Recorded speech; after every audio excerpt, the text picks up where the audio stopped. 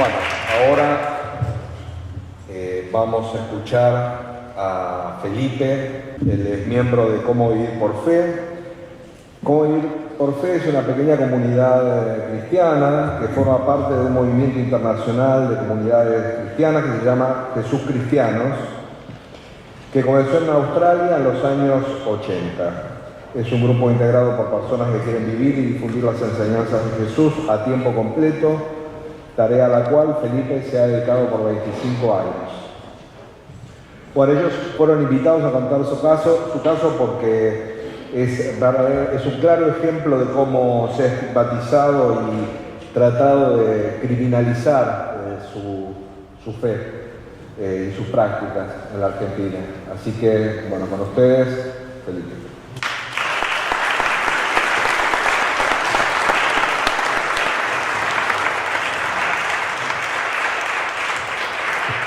Muchas gracias, Alejandro, gracias por la invitación, por contar nuestra historia. Me parece que estos son temas muy importantes que a menudo no se ven en el público y generalmente se ve como el lado opuesto, y está bueno que se vea el otro lado de la cuestión. Como dijo Alejandro, somos una pequeña comunidad cristiana basada en las enseñanzas de Jesús, en particular para personas que quieren trabajar como misioneros a tiempo completo. Y hoy vengo a contarles cómo se nos ha discriminado, o un ejemplo por lo menos de muchos en realidad, y cómo se nos ha estigmatizado y tratado de criminalizar acá en Argentina. Y creo que es importante entender que esto no es solo para grupos que pueden tener una perspectiva radical o extremista, sino que pareciera que primero se busca una acusación de un grupo y después cualquier cosa que haga el grupo se acomoda para encajar dentro de esa acusación, en vez de realmente buscar si hubo o no un abuso, si hubo o no un delito, de estar verdaderamente buscando la verdad en la cuestión. Bueno, la historia que nos trae en este momento ahora es lo que nos pasó acá en Argentina. Comienza con Gabriela, una mujer de 33 años de edad, que en el año 2020 se encontró con videos que nosotros habíamos producido en YouTube, hablando de las enseñanzas de Jesús, sintió sintonía con ese mensaje, se puso en contacto con nosotros, empezamos una relación hablando de temas espirituales. Después de un año de tener contacto con nosotros, decidió que quería formar parte de nuestra comunidad, se sentía cómoda con la forma de vida de nosotros, nuestra forma de vivir, nuestra fe, pero lamentablemente su madre y su hermana no estaban de acuerdo con esa postura. Se pusieron en contacto con una persona que se autopercibe como experto en sectas, y él les aconsejó que la manera de rescatar a Gabriela era por medio de denunciarnos por trata de personas. Nosotros no sabíamos que esto estaba pasando, porque creo que parte de la estrategia era fingir que la relación iba bien, había comunicación con los parientes, y no sabíamos que estábamos siendo investigados por trata de personas. Pero más o menos un año y medio, 2 años después, el 5 de mayo del 2022, la Policía Federal vino a allanar nuestros 2 domicilios. En uno de los lugares que estábamos alquilando rompieron la puerta, asustaron a una niña que estaba ahí. En el otro yo escuché que estaban golpeando la puerta de los vecinos y abrí la puerta y les dije que entraran con tranquilidad. Y debo decir que la policía en nuestro caso nos trató bastante bien, porque la jueza que dio la orden les pidió que usen la fuerza mínima posible, y estoy muy agradecido por eso. Pero obviamente nos estaban allanando, así que se llevaron nuestras computadoras, celulares, cualquier elemento que necesitaban para la investigación, dinero en efectivo, todo. Y obviamente era un shock para nosotros, un choque. No lo esperábamos y no sabíamos qué estaba pasando. Nos explicaron que estábamos bajo investigación por trata de personas. Yo mi esposa y otros compañeros seríamos los principales sospechosos y que deberíamos conseguir un abogado porque se nos estaba complicando la cosa. Al día siguiente, cuando ya no teníamos acceso a nuestras cuentas sociales, no teníamos acceso a nuestros dispositivos, el Antisectas pareciera que avisado por las autoridades o por Protex, empezó una campaña de desinformación para tratar de persuadir tanto a la justicia como al público en contra de nosotros. En sus redes sociales, en su canal de YouTube, empezaba a alegar muchas cosas, que éramos culpables de trata de personas y muchas otras distorsiones de lo que realmente hacíamos y creíamos, todo distorsionado, todo mentiras. Y agregó que éramos culpables también de tráfico de órganos. Y esto porque hace 20 años atrás, algunos miembros de nuestro movimiento a nivel internacional habían participado de un documental donde los filmaban a ellos ofreciendo salvar la vida de otras personas de manera altruista, totalmente voluntaria y gratuita, por medio de una donación de riñón en vida para salvarle la vida, como un acto de amor al prójimo. Eso, de acuerdo a este experto en sectas, ya que nosotros éramos una secta, de acuerdo a él, y éramos una organización coercitiva, debía interpretarse como tráfico de órganos. Pero no solo quedó en sus redes sociales, sino que fue a los medios de comunicación, donde nos pusieron como la secta del horror, con un montón de teorías de lo que estábamos haciendo, ninguna basada en los hechos, ningún intento de verificar, ningún intento de contactarnos para ver cuál era el otro lado de la cuestión. También usaron imágenes de grupos que no tenían absolutamente nada que ver con nosotros, como religiones de matiz afro, que no habían hecho nada para ser culpables, no habían hecho nada más que simplemente vestirse de una manera llamativa o de estar bailando, y eso los hizo dignos de ser puestos en un programa donde se los difamaba a ellos ya con las imágenes mismas sobre el tráfico de órganos, trata de personas, cuando no tenían absolutamente nada que ver. Bueno, decían cosas absurdas, como que para entrar a nuestra comunidad había que donar un riñón, no sé cómo funcionaría eso. También que tenemos una granja humana. Yo, por falta de tiempo, no les doy todos los titulares porque realmente iban escalando en el sensacionalismo, hablando de sacrificios humanos, sacrificios de niños y un montón de otras cosas.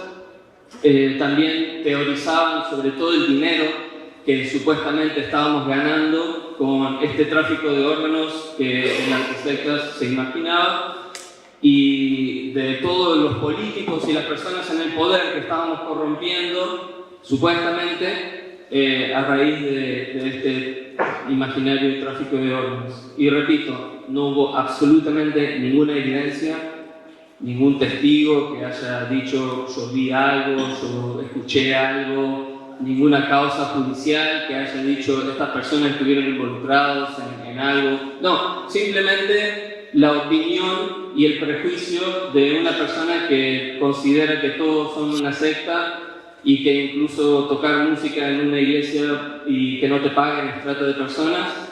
Bueno, esta misma persona simplemente teorizando sobre lo que nosotros hacíamos y los medios de comunicación aprovechándose de eso para crear una historia sensacional.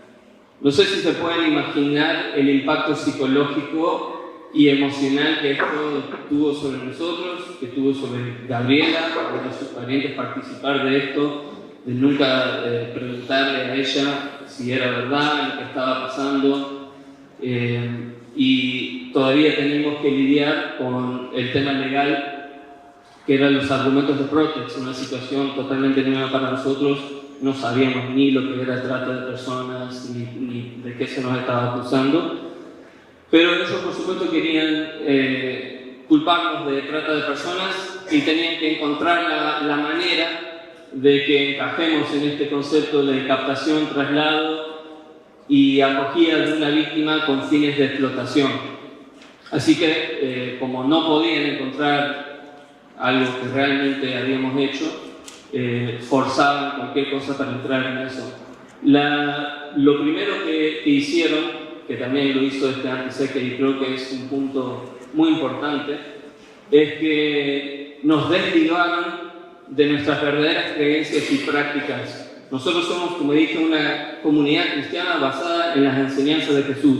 Una vez que se entiende eso, todo lo que hacemos, podés estar de acuerdo o no, pero tiene una congruencia total con nuestras creencias. Todo lo que nosotros practicamos está basado en lo que Jesús enseña en los evangelios, pero al desligarnos de nuestras creencias, al decir que no somos una comunidad cristiana, sino que somos en realidad una organización coercitiva o una secta malvada, siniestra, se puede introducir nuevas motivaciones para cada uno de nuestros actos.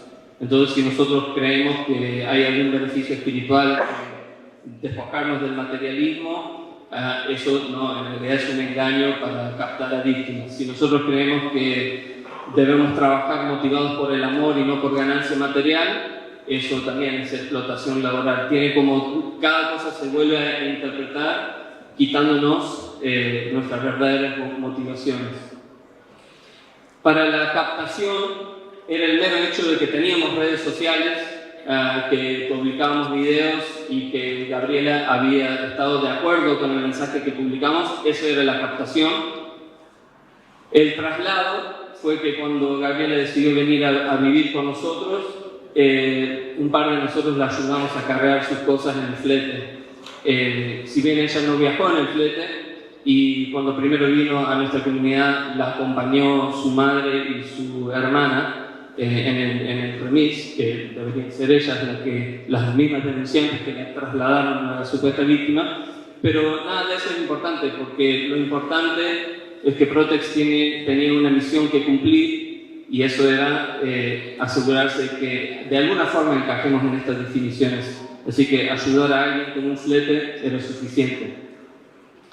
Recepción y acogida, por supuesto, el mero hecho de que ella decidió mudarse para vivir con nosotros, que era a 15 cuadras donde antes vivía, pero no se permite que una persona quiera formar parte de una comunidad, que quiera mudarse, que quiera decidir a dónde vivir, si el grupo es etiquetado de una organización coercitiva o una secta. Bueno, eso ya es la acogida de una víctima. En cuanto a los fines de explotación, decían que salíamos a mendigar, eso porque producimos literatura que habla de las enseñanzas de Jesús y del concepto de trabajar por el amor y no por ganancia material. Y en vez de venderlos, los damos libremente al público y simplemente es a voluntad de lo que uno quiera colaborar. Así que eso se interpretó como salir a mendigar. Y después, más increíblemente, la reducción a servidumbre de Gabriela era que aparentemente la hacíamos limpiar, mantener la casa, recolectar la basura de la calle. Y eso de recolectar la basura de la calle era simplemente que en nuestro barrio, en la calle donde vivimos, una vez a la semana tratamos de limpiarlo para todo el barrio, pero eso es como un acto, un servicio a la comunidad, pero eso se ha interpretado como una explotación. También el hecho de que ella en su propia casa, ahora donde vive, haya pintado algo en el patio o una maceta o algo así, eso era la explotación. No exagero cuando digo que fue el argumento que presentaron para decir que había explotación. En cuanto al abuso de vulnerabilidad, su argumento era que Gabriela es una mujer. Ese es el argumento. Gabriela es una mujer.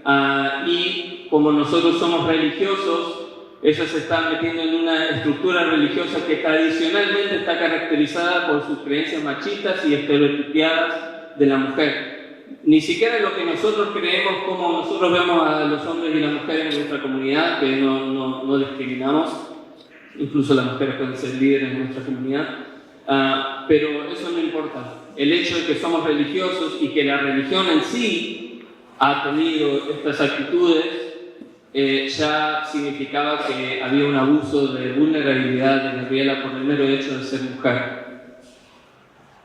Bueno, al final, después de 2 años de investigación, después de tomar declaraciones de miembros de nuestro grupo, de los niños, investigar todo lo que estaba pasando, no encontraron absolutamente ninguna prueba a favor de las acusaciones que se habían hecho.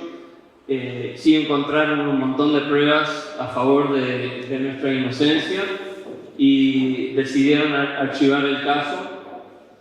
Por supuesto que los medios de comunicación no nos dieron derecho a réplica, porque somos una secta, no merecemos poder hablar, no merecemos presentar ni siquiera evidencia jurídica de nuestra inocencia. Y me llamó mucho la atención esta experiencia, y como dije, no es la primera vez que nos sucede, he experimentado esto en otros países también, donde personas con ciertos prejuicios parece que tienen la libertad de acusar a grupos religiosos de cualquier cosa con tal de que usen la palabra secta u organización coercitiva.